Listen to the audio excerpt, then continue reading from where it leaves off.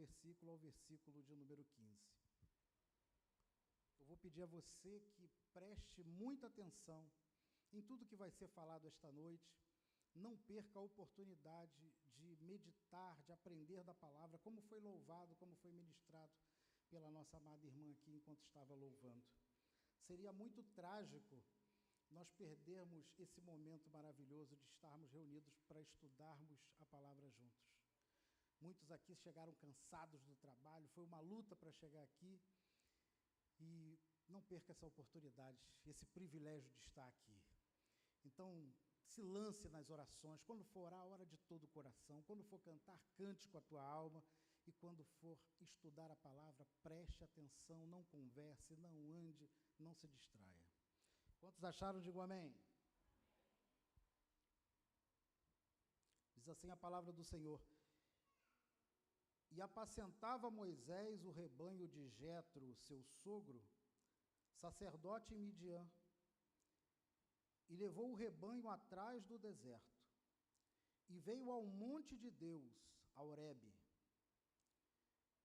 e apareceu-lhe o anjo do Senhor em uma chama de fogo, no meio de uma sarça, e olhou, e eis que a sarça ardia no fogo, e a sarça não se consumia. E Moisés disse: agora me virarei para lá, e verei esta grande visão, porque a sarça não queima. E vendo o Senhor que se virava para lá a ver, bradou Deus a ele do meio da sarça e disse: Moisés, Moisés. E ele disse: eis-me aqui. E disse: não te chegues para cá, tira os teus sapatos de teus pés, porque o lugar em que tu estás é terra santa. Disse mais: eu sou o Deus de teu pai, o Deus de Abraão, o Deus de Isaque e o Deus de Jacó. E Moisés encobriu o rosto, porque temeu olhar para Deus. E disse o Senhor: tenho visto atentamente a aflição do meu povo, que está no Egito, e tenho ouvido o clamor por causa dos seus exatores, porque conheci as tuas dores. Portanto, desci para livrá-lo da mão dos egípcios, e para fazê-lo subir daquela terra a uma terra boa e larga, a uma terra que mana leite e mel, ao lugar do cananeu, e do eteu, e do amorreu, e do ferezeu, e do eveu, e do jebuseu. E agora eis que o clamor dos filhos de Israel chegou a mim, e também tenho visto a opressão com que os egípcios os oprimem. Vem agora, pois, e eu te enviarei a Faraó, para que tires o meu povo, os filhos de Israel, do Egito. Então Moisés disse a Deus: quem sou eu que vá a Faraó e tire do Egito os filhos de Israel? E Deus disse: certamente eu serei contigo, e isto te será por sinal de que eu te enviei. Quando houveres tirado este povo do Egito, servireis a Deus neste monte. Então disse Moisés a Deus: eis que quando vier aos filhos de Israel, e lhes disser: o Deus de vossos pais me enviou a vós, e eles me disserem: qual é o seu nome? Que lhes direi? E disse Deus a Moisés: eu sou o que sou. Disse mais: assim dirás aos filhos de Israel: eu sou, me enviou a vós. E Deus disse mais a Moisés: assim dirás aos filhos de Israel: o Senhor Deus de vossos pais, o Deus de Abraão, o Deus de Isaque e o Deus de Jacó, me enviou a vós. Este é o meu nome eternamente, e este é o meu memorial de geração em geração. Glória a Deus. Essa leitura é autodidata e já dá aquela emoção no nosso coração em ver esse cenário, imaginar como foi esse cenário. Mas o interessante, de imediato, que nós vemos nessa mensagem que nós lemos, do encontro, do primeiro encontro de Moisés com Deus, da grande revelação de Deus a Moisés, no Monte Horebe, é que ele se revela como o Deus, sendo o Deus de Abraão, de Isaque e de Jacó. Só que neste momento, Abraão, Isaque e Jacó já tinham falecido há muito tempo, mas ele disse: eu sou o Deus de Abraão, no presente, como se eles ainda estivessem vivos. Por quê? Porque para Deus, vivos e mortos são a mesma coisa. Ninguém morre de verdade. Para Deus, apenas atravessamos uma pequena dimensão. Isso é motivo de alegria, de nós regozijarmos em Deus, porque graças a também esta revelação que Deus deu a Moisés, hoje somos ressuscitados na glória de Deus. Nós temos a fé e a certeza de que quando nós partirmos, apenas largaremos esse veículo, que é nosso corpo, e nos encontraremos com o Senhor. Quantos estão compreendendo? Digam amém. Vamos para o nosso slide. Raízes do Pentateuco. Aula 1, nós vamos tratar de Gênesis e Êxodo, o começo e a libertação. Isso também faz parte, essa palavra, o começo e a libertação, faz parte da etimologia das duas palavras. Gênesis é o princípio, o começo, e Êxodo, a saída, a libertação do povo de Israel. Pode passar. O objetivo da aula é apresentar os dois primeiros livros do Pentateuco, Gênesis e Êxodo, revelando seus autores, contexto histórico, data e propósito, além de explorar o conteúdo expositivo.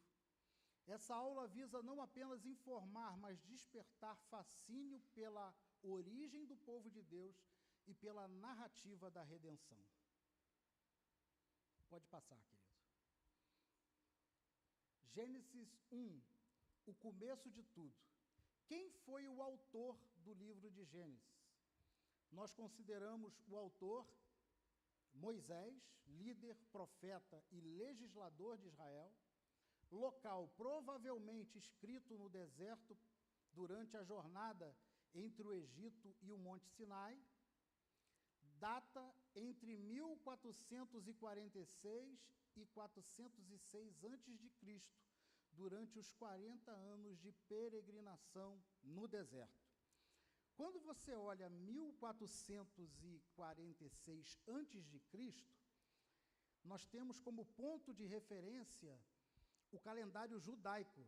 Esse aqui, o ponto de convergência, é o calendário judaico. Por quê? Porque o calendário que hoje nós seguimos é o calendário gregoriano. E é um pouquinho diferente do deles, por quê? Porque o calendário judaico, ele tem a lua e o sol como referência. Através da lua, da estação da lua, da mudança da lua, eles marcam os seus meses. E através da mudança e estações solares, eles marcam o seu ano. Nosso calendário gregoriano, ele é completamente 100% solar. E também recebeu algumas modificações durante os anos e o tempo. Por exemplo, foi acrescentado alguns meses que, no 3º século antes de Cristo, na época de Júlio César, não existia. Por exemplo, hoje, dezembro... Com licença, queridos. Que faz menção ao número 10, é o nosso 12º mês do ano. E novembro, que faz menção ao número 9, é o nosso 9º mês do ano. Por que isso? Porque quando Roma estava no poder, houve uns líderes, os imperadores muito déspotas, presunçosos, jactanciosos, que se achavam deuses. E eles decidiram colocar no calendário o mês deles. E aí Júlio César colocou o mês de julho e César Augusto colocou o mês de agosto. Então, houve também essa diferença de tempo, o que nos deixa um pouco perdidos no que diz respeito a datarmos fielmente uma data bíblica. Mas aqui o ponto de referência é o calendário judaico, que em outubro eles vão estar virando o ano em outubro desse ano, né, vai estar virando para 5.877 anos de idade, porque eles têm como referência a criação do mundo. Quantos estão compreendendo, digam amém. É um pouquinho complexo, mas aos pouquinhos, é osmose mesmo, aos pouquinhos a gente vai conseguindo pegar. O propósito de Gênesis é revelar a origem do universo, da humanidade, do pecado e do plano redentor de Deus. Gênesis nos mostra que nada do que existe está fora do controle do Criador. E aí coloquei as referências, né? Êxodo 17, 14 a 24, a cronologia que também está em 1 Reis 6, 1, Êxodo 12 e Gálatas 3, 17, que faz menção, e o propósito do livro. Pode passar, querido. O segundo livro que nós vamos estudar é o Êxodo, que é a libertação e a aliança. O autor também é Moisés, testemunha ocular da libertação do Egito. Local de escrita, o deserto do Sinai, após a saída do Egito, datado cerca de 1446 anos antes de Cristo, pouco após o Êxodo, né? Pouco tempo após a saída.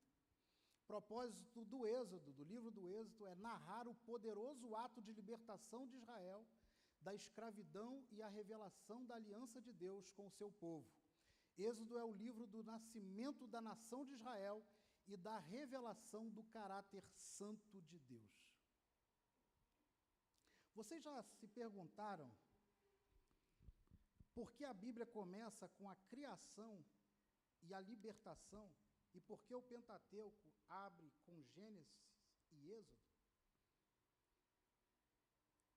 Talvez ninguém tenha feito essa pergunta, mas o interessante é que é a revelação de Deus não só para o povo de Israel, mas é a primeira revelação de Deus para nós, porque até Moisés, até o momento de Moisés, tudo que os judeus tinham acerca de informações de Deus era dado de forma oral, passado de pai para filho oralmente. Tudo que Abraão, Isaac e Jacó passaram, tiveram como história de vida, isso era passado de pai para filho entre eles, entre os judeus. E até hoje há essa cultura de falar histórias oralmente da família, da onde veio, quem foi o seu patriarca. Isso eles guardam até hoje afinco, essa cultura.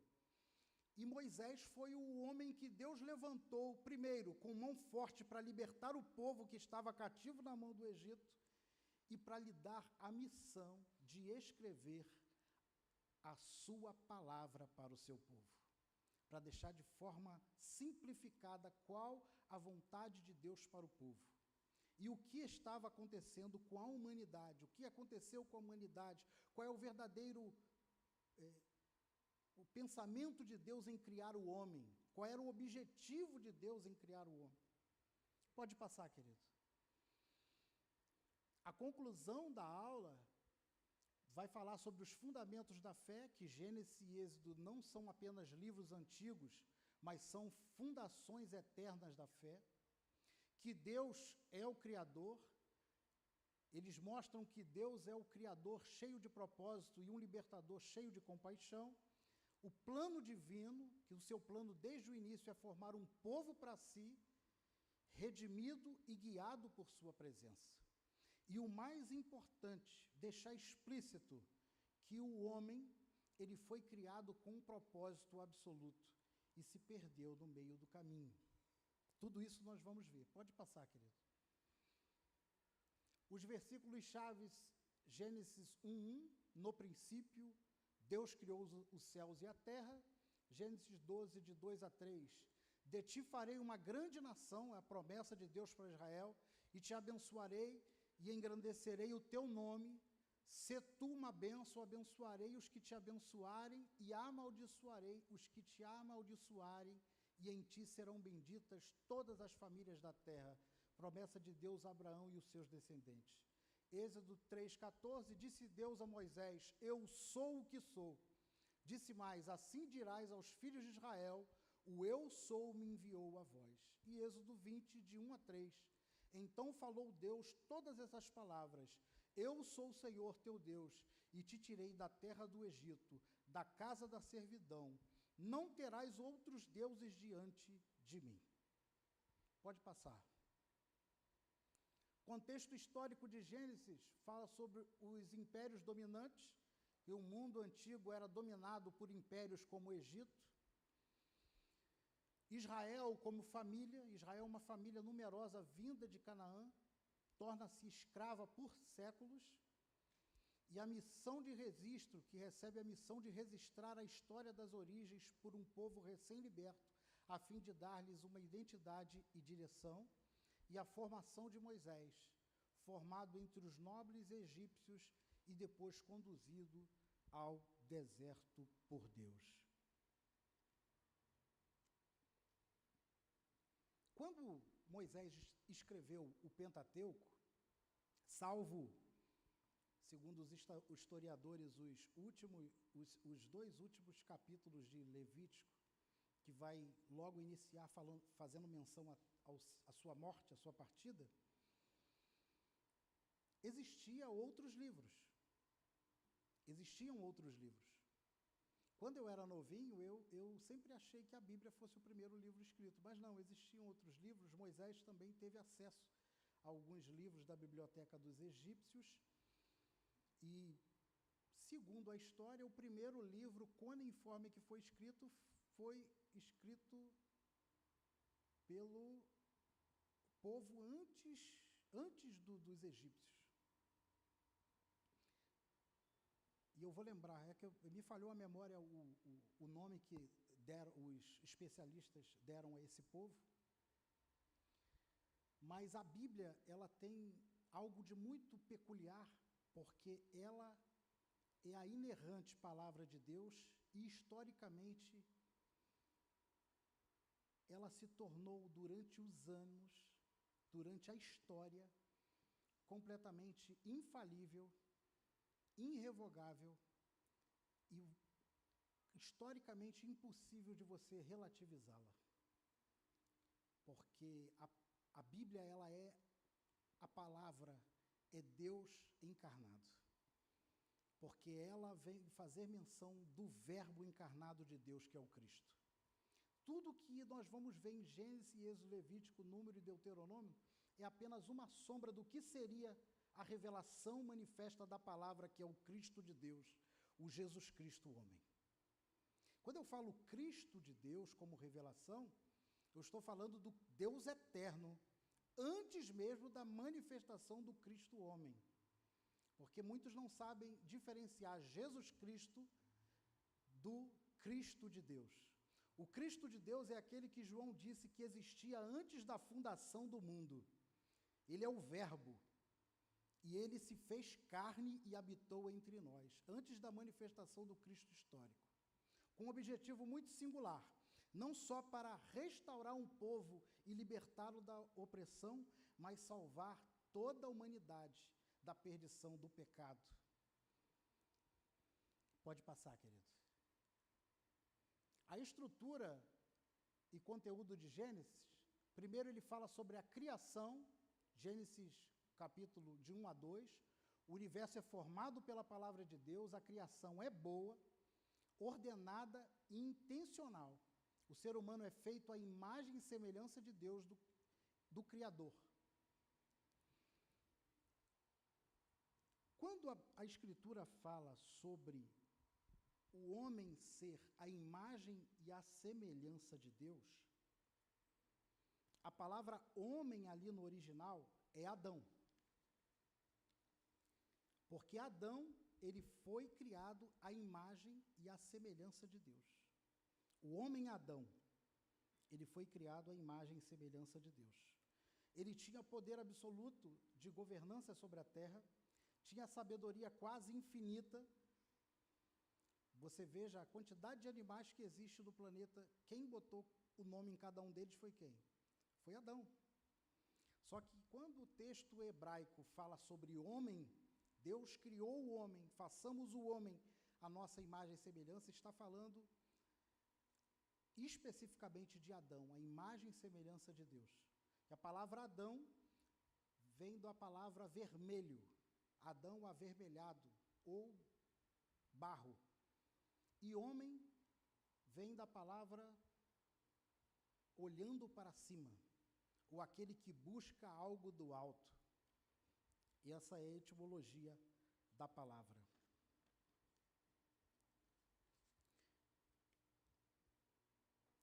Gênesis 3:10 diz que o homem, após a queda e ter sido desligado da presença de Deus, ele ouve a voz de Deus, foge e tem medo. Isso está em Gênesis 3:10. Todos já conhecem essa palavra. E o que aconteceu? O homem, o espírito do homem, ele era interligado com o Espírito de Deus. Deus sempre falou com Adão, o homem, em seu espírito. Ele se comunicava diretamente com Deus. Só que após a queda, Adão deixa esse elo que ele tinha com Deus, é quebrado, e Adão deixa de ouvir a voz de Deus no seu interior. E Deus se manifesta em Gênesis 3:10 no jardim, chamando Adão pelo nome. E diz o texto que a voz do Senhor ecoou no jardim à tarde, a cair da tarde.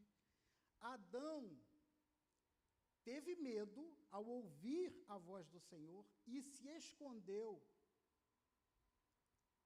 pois estava nu. Ou seja, todo esse cenário desse acontecimento nos aponta que Adão, até aquele momento, não tinha escutado a voz de Deus audivelmente. Deus falava no espírito de Adão, como hoje fala conosco. Mas quando ele ouve a voz de Deus, ele tem medo e se esconde, e por conhecer o bem e o mal, ele acaba se escondendo, usando folhas para se ocultar. Tudo foi criado com propósito, ordem e beleza. O ser humano Adão é criado à imagem e semelhança de Deus. Aqui entendemos que a vida tem valor e o propósito de Deus é eterno, é perfeito, é absoluto. Todo homem que nasceu depois de Adão, depois da queda, é a imagem e a semelhança de Adão. Querem ver? Abra, por gentileza, se possível, no telão, Gênesis capítulo de número 5, versículo de número 3. Nós estamos falando sobre a queda. Gênesis 5, 3. Quantos estão compreendendo? Digam amém.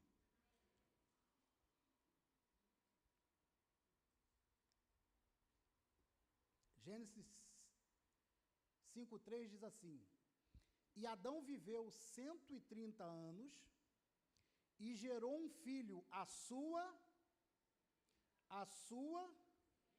conforme a sua, e chamou o seu nome Sete. Ou seja, todo homem que nasceu depois do pecado, ele é a imagem e semelhança de quem? De Adão. Só que aconteceu um milagre.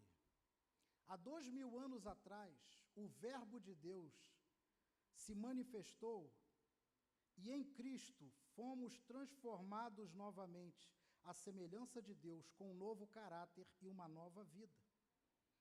Isso está em 2 Coríntios 3:18 e em Efésios 4:24. Antes de nós prosseguirmos, eu só quero ler com vocês. Abra, por gentileza, 2 Coríntios 3:18.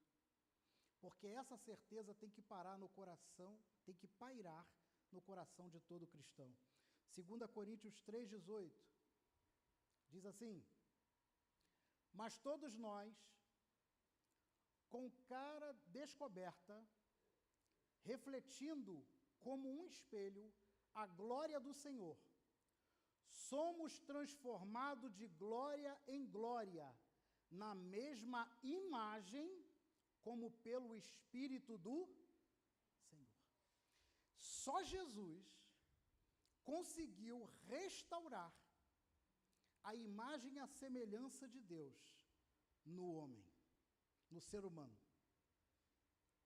Abra agora, por gentileza, Efésios 4:24, para nós prosseguirmos. Efésios 4:24. E vos revistais do novo homem, que segundo Deus é criado em verdadeira justiça e santidade. Só há possibilidade de ser imagem e semelhança de Deus se nós formos santos, se nós formos perfeitos. Nós não somos santos, nós não somos perfeitos. João disse que aquele que diz que não tem pecado, esse é mentiroso, e nele não habita a verdade. Porque eu não peco porque eu sou um pecador. Eu não sou pecador porque eu peco porque eu sou um pecador. Olha como é diferente a palavra. Eu não sou um pecador simplesmente porque eu peco porque eu sou um pecador, faz parte da natureza humana. O pecado está no nosso DNA, está em nós. Mas em Cristo, nós somos transformados porque só Ele é capaz de criar em nós um constrangimento para o bem.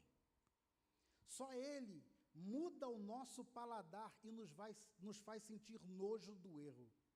Então é impossível a pessoa dizer que é de Cristo e continuar no erro. É impossível a pessoa dizer, eu fui transformado por Jesus e abraçar o pecado, a injustiça, o mal, a perversidade, tudo aquilo que é antitético à presença santa de Deus. É impossível, porque duas águas não correm no mesmo rio.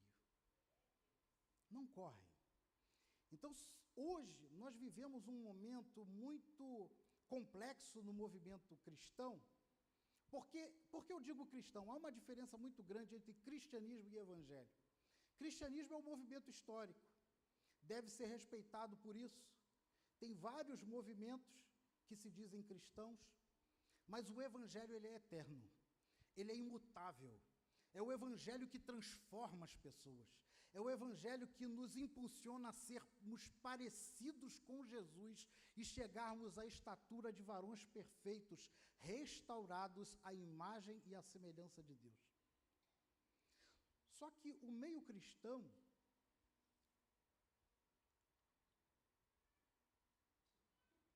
hoje, nós vemos na mídia, na televisão e aonde você for, que ele está subdividido.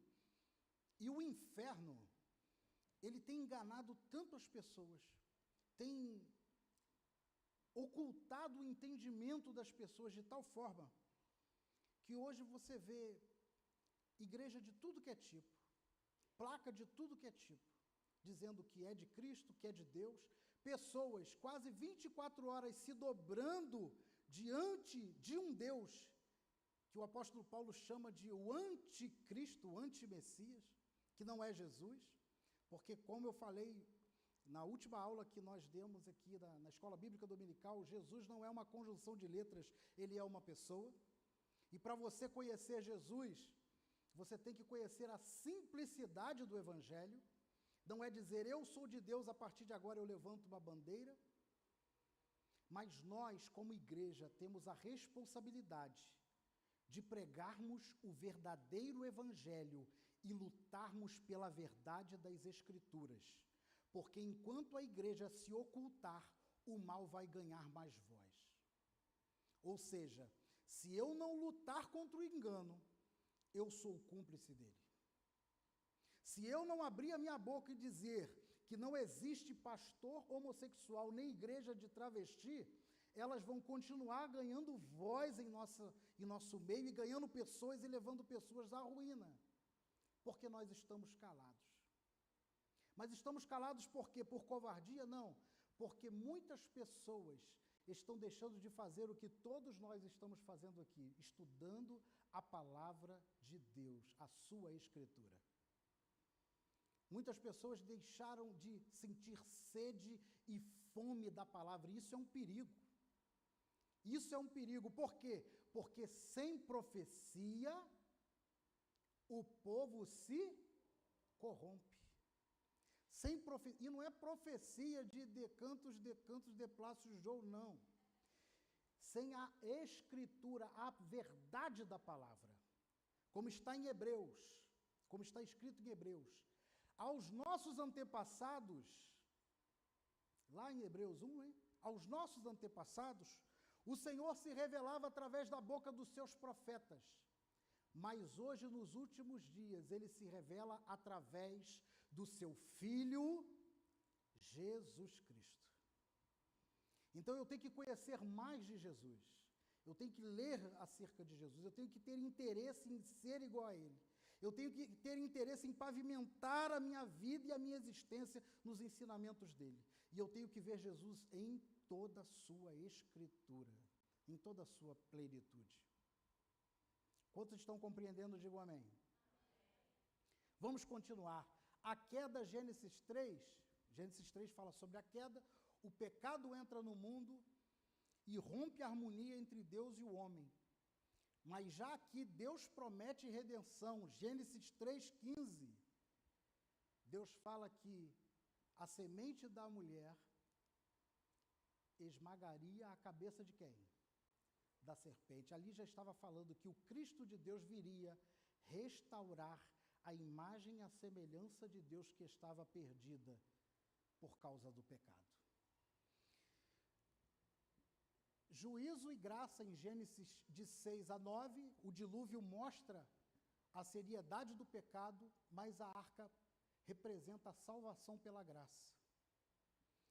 E de Gênesis 12 a 50, a escolha de Abraão marca o início da aliança, suas promessas, e estendem a Isaque, Jacó e José. Mesmo em meio a traições e sofrimentos, Deus conduz sua história redentora. Deus nunca foi pego de surpresa. Vocês acham que Deus foi pego de surpresa?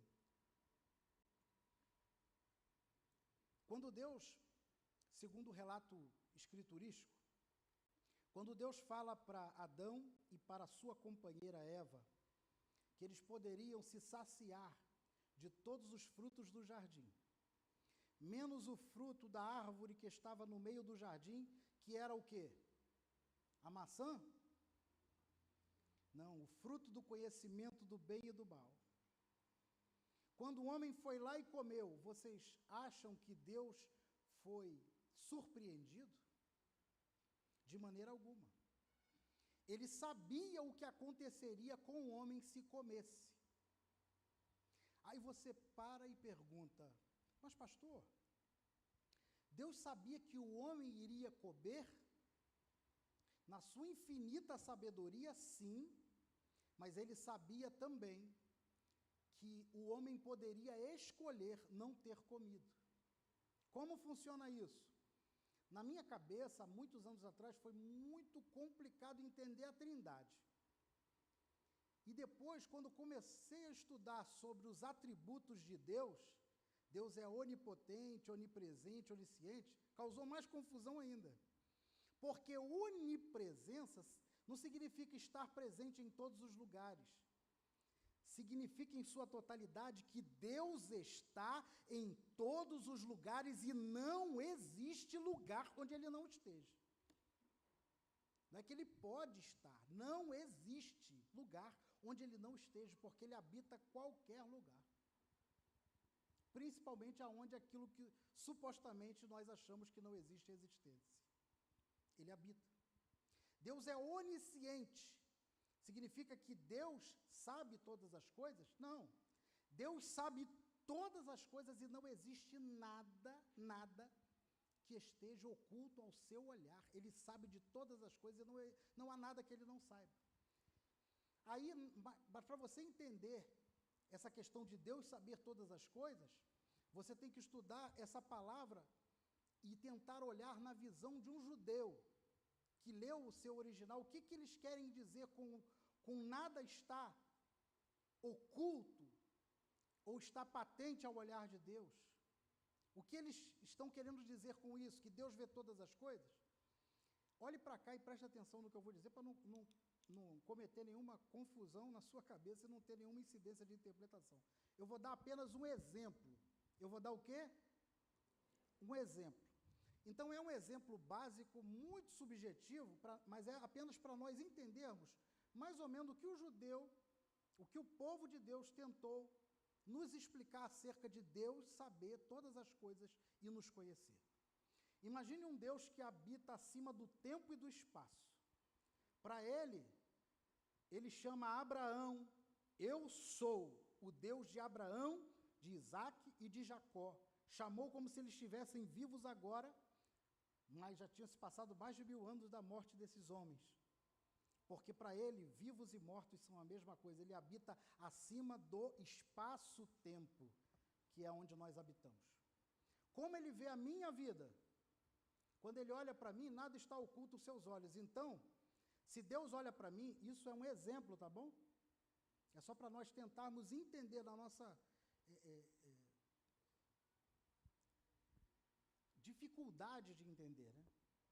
Na nossa impossibilidade de entender. Quando Deus olha o pastor Evaldo Pimenta, ele está vendo o dia do meu nascimento. Eu aqui agora com vocês. E o dia da minha morte, sim ou não? E para ele, como ele não habita o espaço-tempo, tudo acontecendo ao mesmo tempo. Mas, ao mesmo tempo, ele consegue ver qualquer decisão do pastor Evaldo Pimenta elevada ao infinito, se eu decidir, porque ele me deu esse livre-arbítrio. Então, é como se ele visse uma versão minha. Eu não estou falando de multi-universos ou multiversos. Estou falando sobre uma interpretação dos judeus acerca do que é a sabedoria de Deus quando está referindo ao homem, quando nós entendemos o olhar de Deus para com o homem. É como se Deus conseguisse enxergar uma versão sua, advogado, promotor, desembargador, motorista de ônibus, e etc, e etc, e etc. Casado com Francisca, Bernardo, Juninho. Ele sabe o final de todas as nossas decisões, qualquer uma que nós possamos tentar decidir, tomar, ele sabe. E aí o que ele faz? Ele nos orienta. Ele diz assim: olha, Evaldo, está vendo aquele fruto ali? Se tu comeres, certamente morrerás. Mas se não comeres, viverás para sempre. É assim ou não é? É isso que a Escritura nos aponta. Eu só estou repetindo o que está escrito e vocês sempre leem a mesma coisa. Só que passa despercebido porque nós não olhamos com esse olhar de examinador como estamos fazendo hoje, examinando as Escrituras. Então não existe possibilidade de Deus não saber alguma coisa. Ele sabia o que aconteceria com o homem com a sua queda, mas também sabia o que poderia acontecer se o homem decidisse não pecar. Aí você fala, e a predestinação fatalista? E a predestinação?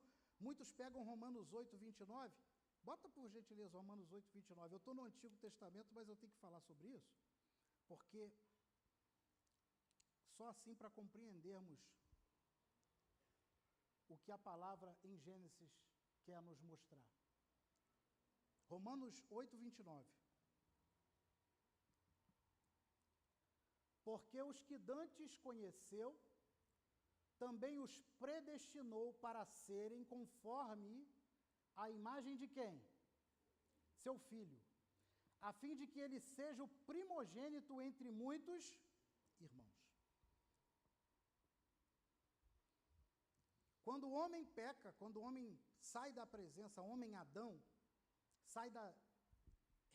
rompe o seu vínculo espiritual com Deus, rapidamente, Deus ele coloca o seu plano de dizer que o seu Messias, o seu Machia viria para restaurar a semelhança do homem e a imagem do homem com Deus. E aí vemos Romanos 8, o apóstolo Paulo dizendo toda essa discursiva para os romanos acerca do que Jesus é capaz de fazer na vida de um homem, transformá-lo à imagem e à semelhança de Deus e restaurá-lo como filho de Deus. Porque no pecado ninguém é filho. Tem muita gente que bate no peito e diz, eu sou filho de Deus. Quantos já ouviram alguém falar isso? Eu sou filho de Deus. Não, não é. Porque a Escritura diz que todos pecaram e destituídos estão da glória de quem? Da glória de Deus. Mas em Cristo somos reconciliados com Ele. E a glória de Deus, Ele nos predestinou para sermos conforme a imagem do Teu Filho. Aí muita gente se apega a essa palavra e diz assim, se Ele predestinou, o que é predestinar? É já saber o futuro e dar-lhe um destino. É o predestino. Então tem muita gente que é predestinada à perdição e outros à salvação. Então eu não tenho que fazer nada, uma vez salvo, salvo para sempre. Se Deus me escolheu para a salvação, eu estou salvo, mas se Ele me escolheu para a perdição, eu estou perdido. Quantos já escutaram isso? Isso é o famoso equívoco do texto. Porque quando o texto fala sobre predestinação, Ele nos predestinou para serem conforme o Seu Filho, Ele está voltando à imagem e à semelhança dEle, que estava em Adão antes do pecado. O que é ser predestinado? É ser criado para alguma coisa. Por exemplo, este óculos aqui que eu estou usando para leitura, ele foi predestinado para ir no rosto, sim ou não? Porque ele foi projetado para isso. Esse óculos, ele não foi projetado para falar como um microfone. O microfone foi predestinado, foi projetado para você falar nele. Como este púlpito também foi idealizado e projetado, predestinado para ser usado para colocarmos a Bíblia e qualquer outra coisa. Então, quando a Escritura diz que fomos predestinados a sermos conforme o Seu Filho, está dizendo que a predestinação do homem sempre foi ser salvo imagem e a semelhança de Deus e nunca se perder. Mas decidiu se perder? Por quê? Porque Deus não obriga ninguém. Eis que estou à porta e bato. Se abrires, entrarei, cearei contigo e tu comigo. Ele bate. Mas é você que tem que abrir o teu coração, a porta do teu coração.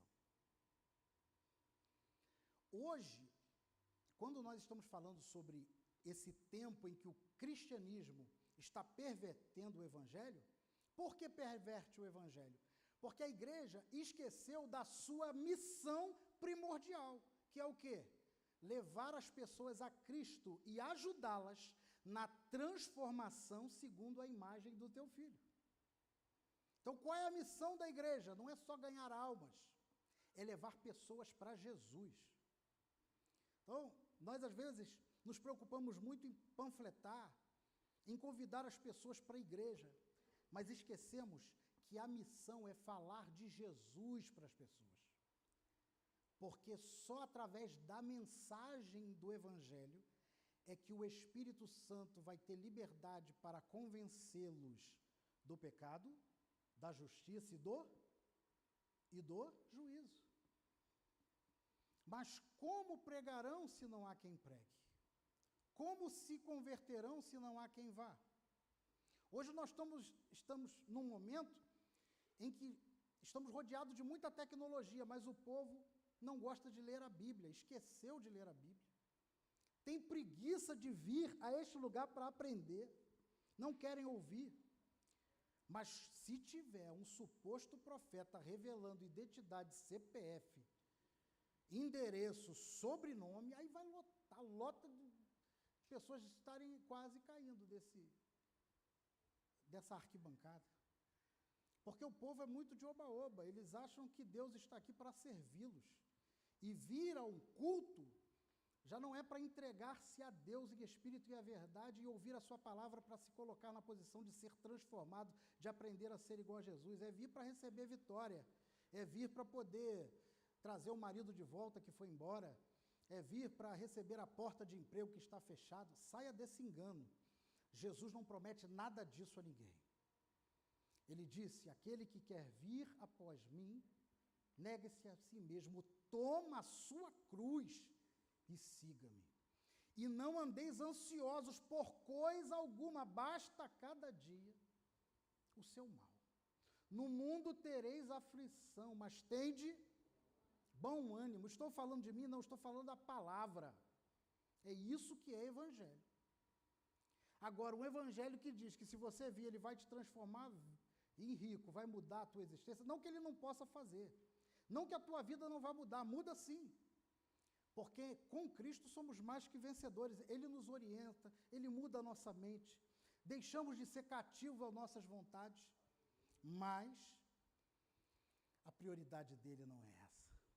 A prioridade dele é fazer você e eu parecidos com Jesus. Mais parecidos com Jesus. Se eu brigava, não brigo mais. Se eu roubava, não roubo mais. Se eu xingava, não xingo mais. Se eu adulterava, não adultero mais. Estão compreendendo? Digo amém. Eu estou falando da missão dessa revelação. Pode passar, querido. Mensagem central de Gênesis, soberania divina. Deus controla toda a história. Amor redentor, mesmo após a queda, Deus não abandona. E a formação do povo de Deus. Deus chama e forma um povo para si. Pode passar. Contexto histórico de Êxodo. 400 anos de escravidão, Israel estava há mais de 400 anos no Egito. Houve 10 pragas divinas, sinais e juízos sobrenaturais contra os egípcios. Deus verdadeiro, Yud-He Vav-He, né? Ou Yahvé, quem conseguir pronunciar, se revela como o Deus verdadeiro. Israel estava crescendo como povo, mas subjugado como escravo. Deus ouve o clamor do povo e levanta Moisés para confrontar Faraó, o rei mais poderoso da terra. Esse confronto entre o Deus de Israel e o Deus do Egito revela que Yahvé é o único Deus verdadeiro. Pode passar, querido. Estrutura e contexto de Êxodo. Êxodo, de 1 a 18, fala sobre a libertação do Egito, da opressão ao milagre do Mar Vermelho. A liderança de Moisés e o poder de Deus se manifestam contra deuses egípcios. Cada praga é um golpe contra uma divindade egípcia. A aliança do Sinai, de Êxodo 19 a 24, né, capítulo, Deus se revela de maneira tremenda no Monte Sinai, entrega os 10 mandamentos e faz aliança com Israel. Um povo livre precisa de leis para viver com Deus e com o próximo. E de 25 a 40, a construção do tabernáculo. O Deus que liberta também deseja habitar entre o seu povo. O tabernáculo é símbolo da presença divina e da adoração centralizada em Deus. Perdão, querido.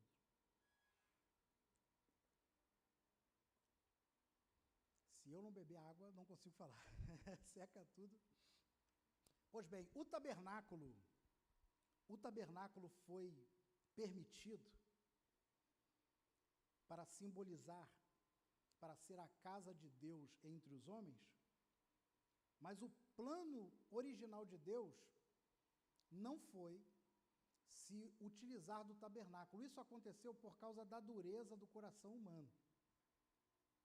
Quem deixa explícito isso é o diácono Estevão, quando ele começa a pregar para os sumos sacerdotes, e no meio deles, dos sacerdotes fariseus, havia alguns saduceus, e ele começa a falar que Deus não habita em tendas, nem em templos feitos por mãos humanas.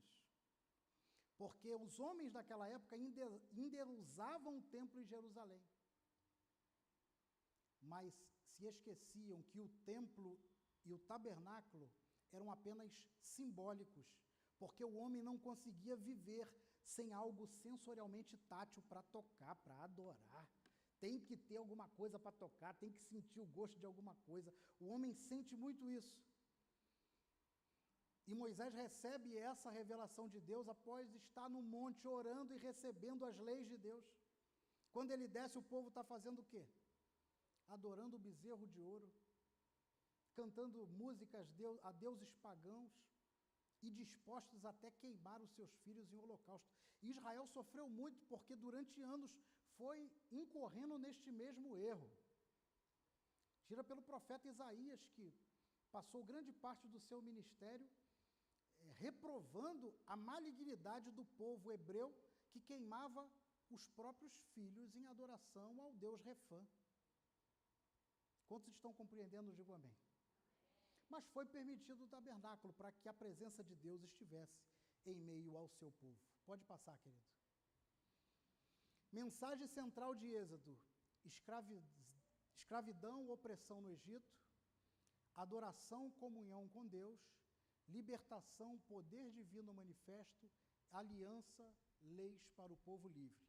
Deus liberta seu povo não apenas para livrá-lo da escravidão, mas para levá-lo a uma vida de adoração, obediência e comunhão com Ele. Pode passar, querido. Aqui tem algumas referências bíblicas. Depois, se possível, eu vou pedir ao pastor Josias para jogar em algum grupo para os irmãos terem acesso aos slides. E em casa você começa a analisar, abra a escritura, anote, se tiver dúvida, vai anotando. Comece a criar essa cultura de analisar profundamente a escritura. Pode passar, querido. Isso é uma linha do tempo de eventos e aí acabou. Foi um resumo bem rapidinho. Eu costumo falar bem rápido mesmo. Quantos entenderam? Digam amém. Amém. Espero que essa palavra traga vida para o seu coração e que você possa praticá-la. Porque a Bíblia, ela é a palavra de Deus, ela faz bem ao coração, mas você tem que aprender a lê-la e interpretá-la. A Bíblia mal lida faz tanto mal quanto a Bíblia não lida. Não ler a Bíblia faz mal, mas você ler e não interpretar faz mal também. Prova disso, o grande conflito que nós temos no que diz respeito a posicionamento doutrinário no nosso meio chamado cristão. Curve a tua cabeça e abre o teu coração. Pai, em nome de Jesus, eu quero te agradecer por esta noite, onde nós tivemos aqui um pequeno momento juntos, um privilégio de te adorarmos, de te engrandecermos e estudarmos um pouquinho a tua palavra, em especial Gênesis e Êxodo. Pai, cobre cada um com teu sangue, dá fome e sede ao teu povo de se aprofundar mais, de conhecer mais a tua palavra. E só o Senhor é capaz de fazer isso, Senhor. Livra-nos de qualquer engano, de qualquer doutrina que seja anti-evangelho, que seja anti-coisa da tua vontade original, que é nos fazer similares, semelhantes ao Senhor. Sê conosco nesta missão. É o que nós te pedimos e te agradecemos no nome santo de Jesus. Quem concorda com essa oração? Que Deus vos abençoe, meus irmãos.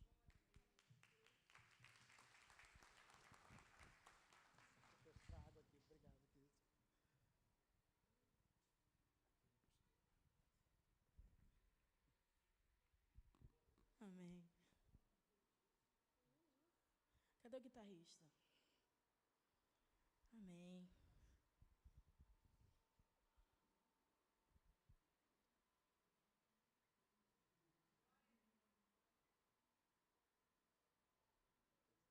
Você pode se colocar de pé? Estamos terminando. Vamos para casa bem alimentados, hein? Bastante coisa ainda para mastigar, né? Tá vendo? Terça-feira que vem tem mais.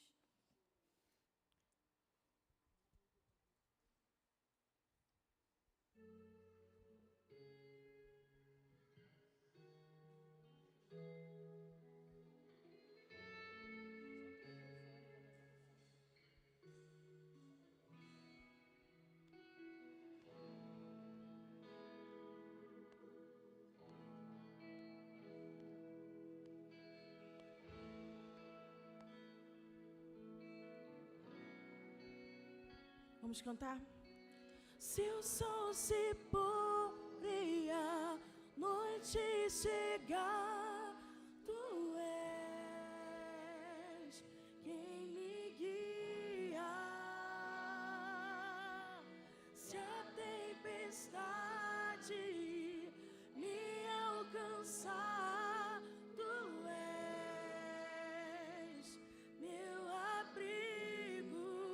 cante.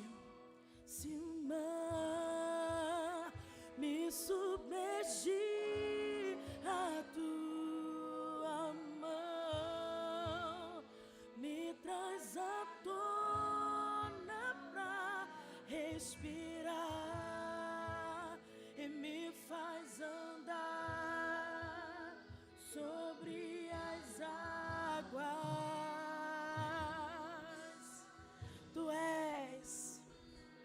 Tu és o Deus da minha salvação. És o meu dono, minha canção e o meu louvor. Você pode cantar mais uma vez? Se o sol se pôr. Se o sol se pôr e a noite chegar, tu és quem me guia. Se a tempestade me alcançar, tu és o nosso abrigo. Então declare: se o mar me submergir, a tua mão me traz à tona pra e me faz andar sobre as águas. Tu és o Deus da minha salvação. És o meu dono, minha paixão, minha canção e o meu louvor, e o meu louvor. Vamos declarar: aleluia, aleluia,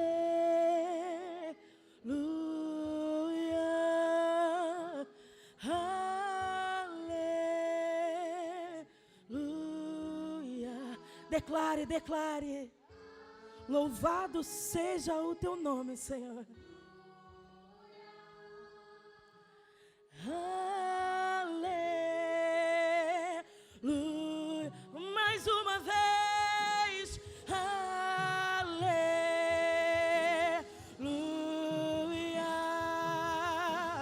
Aleluia. Se o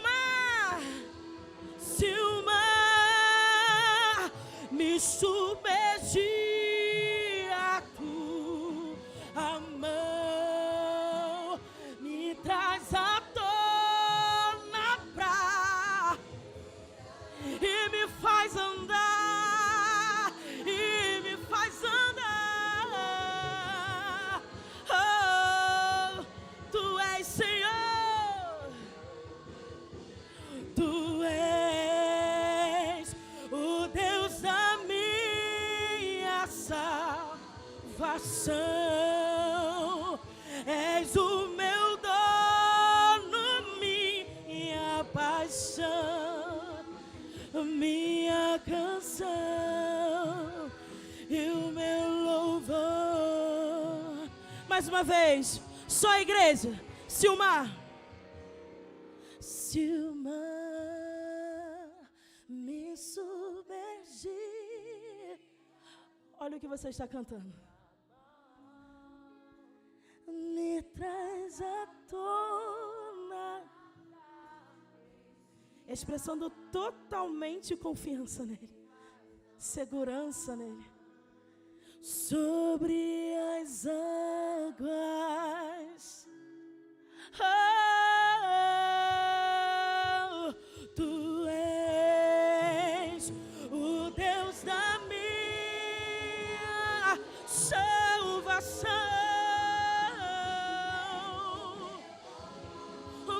Minha paixão, minha canção e o meu louvor.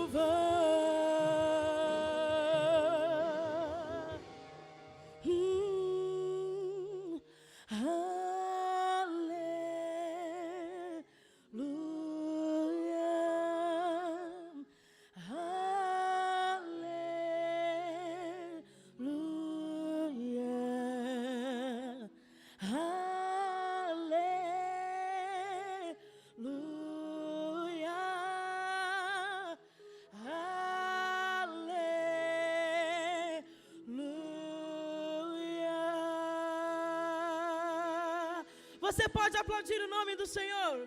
Amém.